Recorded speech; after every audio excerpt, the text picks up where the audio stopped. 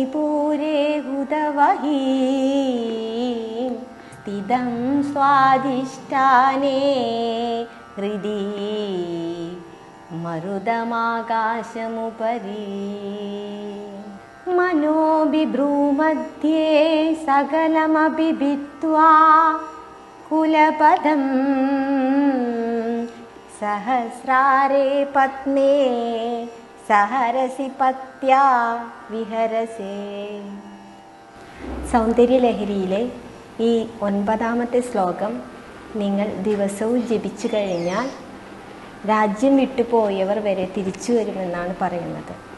മാത്രമല്ല നിങ്ങൾക്ക് എവർക്കും സർവ്വ ഐശ്വര്യങ്ങളും അനുഗ്രഹങ്ങളും ദേവി നൽകുന്നതാണ്.